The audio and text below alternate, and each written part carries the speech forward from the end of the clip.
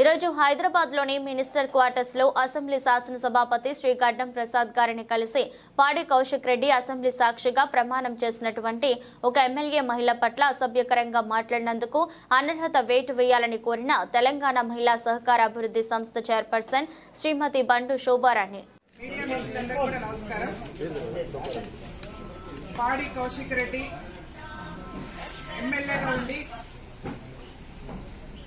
తోటి ఎమ్మెల్యేలకు చీరలు గాజులు పంపిస్తున్నారని చెప్పేసి మీడియా జరిగింది, మాట్లాడడం జరిగింది. 1,50,00,000 పైగా అంటే సగం జనాభా మహిళలుగా ఉన్నటువంటి మేము మహిళల యొక్క మనోభావాలు దెబ్బతినే విధంగా ఎమ్మెల్యే పాడి కౌశిక్ రెడ్డి మాట్లాడినటువంటి దృశ్య స్పీకర్ గారికి వారిని ఎమ్మెల్యే నుంచి డిస్క్వాలిఫై చేయాలని చెప్పేసి విజ్ఞప్తి చేయడం జరిగింది. ఎందుకంటే రాజ్యాంగం మీద ప్రమాణం చేసి ప్రజల యొక్క హక్కులను కాపాడతాం, అందరినీ సమానంగా చూస్తామని చెప్పేసి రాజ్యాంగ పరంగా ప్రమాణం చేసినటువంటి ఎమ్మెల్యేలు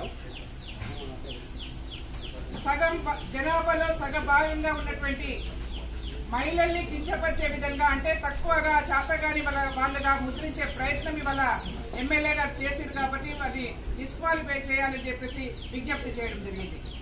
అంతేకాకుండా నిన్న కూడా ఒక అంశం మాట్లాడారు. మళ్ళీ తెలంగాణ రాష్ట్రంలో బతుకొచ్చిన వాళ్ళ గురించి మాట్లాడారు.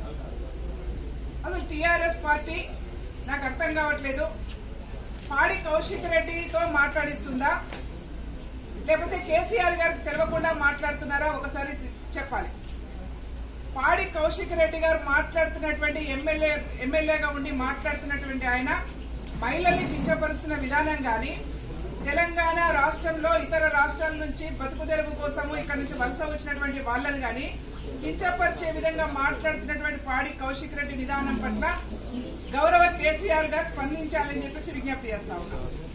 ఒకవేళ కేసీఆర్ గాని హరీష్ రావు గారు గాని ఈ విషయంలో స్పందించకపోతే వాళ్ళే మాట్లాడించినట్టుగా అనుకోవాల్సి వస్తుంది.